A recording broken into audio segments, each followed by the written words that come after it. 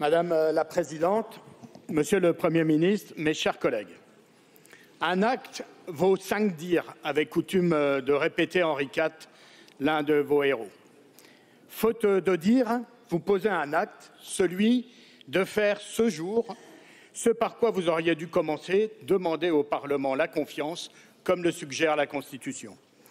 Votre décision, courageuse à entendre certains, n'est en fait, à nos yeux, qu'un péché d'orgueil.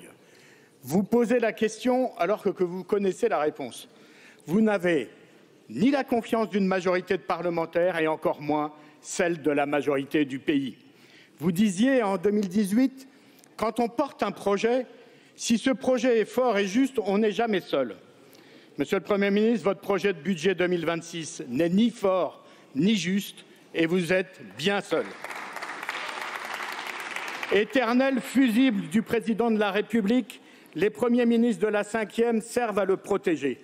Tel le soldat Ryan, il vous faut sauver le président Macron. Vous serez donc ainsi le 4e en 3 ans à tomber pour épargner le responsable, le principal responsable de nos malheurs. Ce que vous proposez, toujours presser plus les salariés, les retraités, les chômeurs, les malades et épargner ceux qui se sont enrichis outrancièrement depuis 2017. L'écart entre la fortune des plus riches et les plus pauvres n'a jamais été aussi important depuis 30 ans. Et nous sommes convaincus, avec une majorité de Français, qu'un pays où les inégalités s'accroissent est un pays qui régresse. Votre discours crépusculaire, je dirais même apocalyptique sur la dette, est contredit par nombre d'économistes parmi les plus sérieux. Vous utilisez la dette pour effrayer les Français et proposer le pire budget de la Ve République. Pourtant, la dette peut être vertueuse si elle permet des investissements pour l'école, pour l'hôpital, les services publics, pour la réindustrialisation de la France et ainsi ouvrir une perspective d'avenir pour le pays. Vous avez balayé d'un revers de main toutes les propositions alternatives de notre groupe et toutes celles de nos collègues de gauche qui étaient orientées vers les urgences sociales et climatiques. Les Français l'ont dit en 2024 et le répètent à l'envi, ils souhaitent que l'on change de politique. Pensez-vous que l'appel pour le 10 septembre aurait eu un tel écho si votre politique n'était pas autant discréditée, rejetée et même détestée? Votre responsabilité personnelle est d'autant plus grande que vous, François Bayrou, avez été l'artisan de la victoire d'Emmanuel Macron en 2017, devenant ainsi son parrain et son tuteur. De plus, votre formation politique a été de tous les gouvernements. Elle a soutenu toutes les lois, tous les budgets, toutes les politiques qui ont tant abîmé la France et vous voudriez nous faire croire qu'il faut vous sauver, vous, pour éviter le chaos alors que vous en êtes l'un des ingénieurs. Vous semblez découvrir l'état de nos finances alors que vous n'avez eu de cesse de contribuer à les dégrader. Vous ne pouvez pas vous dédouaner de vos responsabilités et vous ne pouvez encore moins dire que vous ne saviez pas, vous qui avez 40 ans de politique derrière vous. Monsieur le Premier ministre, vous le savez, seuls les papes nouvellement élus découvrent les secrets du Vatican le jour de leur élection. Vous n'avez, après l'annonce de vos orientations budgétaires, entamé aucune discussion, aucune négociation et vous avez une nouvelle fois méprisé le Parlement. Vous avez tenté de diviser les syndicats, ils viennent de vous répondre par la mobilisation du 18 septembre dans l'unité retrouvée la plus large. Vos méthodes de discussion sont des leurs. Derrière chacune des mesures que vous avez annoncées de votre budget et qui ne sont pour vous que de froides colonnes de chiffres, je vois, moi, des visages des familles de ma circonscription. Celles qui survivent en dessous du seuil de pauvreté, 15% des habitants de notre pays, 28% en Seine-Saint-Denis, 37% dans ma ville de Saint-Denis, et ce sont les chiffres de 2021. Depuis, la situation s'est aggravée. Vous êtes l'homme de ce record, jamais égalé depuis 1981.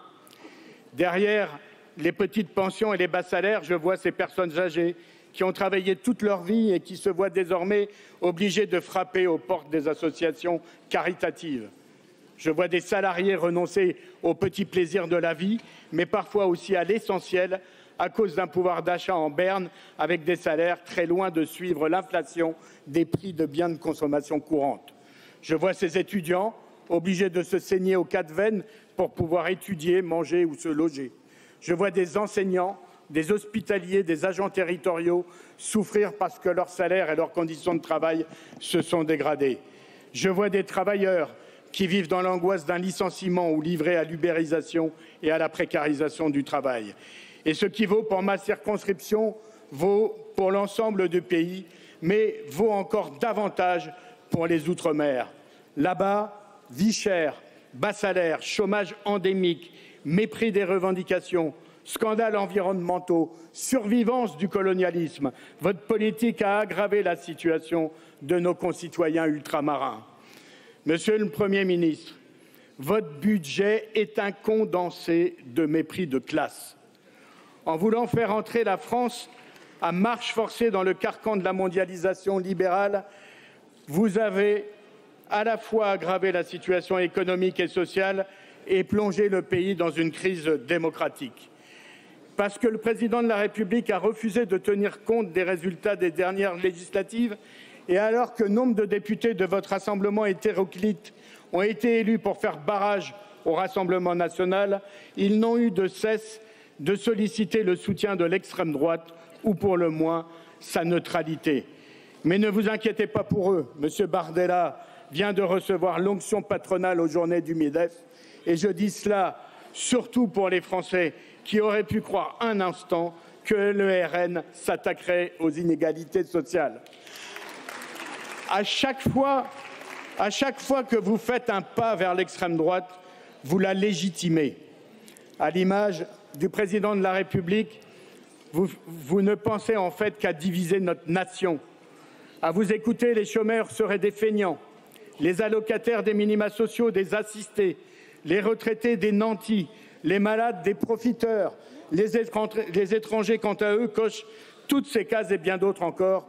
Voilà votre fonds de commerce. Vous le savez, notre devise est et restera liberté, égalité et fraternité. Elle n'est pas, ne doit plus jamais être travail, famille, patrie. Ce que veulent les citoyennes et les citoyens de notre pays, c'est la liberté, celle de critiquer et de manifester alors que vous avez réprimé le combat politique et syndical. Ce que veulent les citoyennes et les citoyens de notre pays, c'est l'égalité devant l'impôt, l'égalité entre les femmes et les hommes, l'égalité devant l'accès aux services publics alors que vous n'avez eu de cesse de les mettre en pièces. Ce que veulent les citoyens et les citoyennes de notre pays, c'est la fraternité, la fin des discriminations, une France qui combat tous les racismes. Ils veulent un pays qui dialogue avec les peuples du monde pour une planète de paix.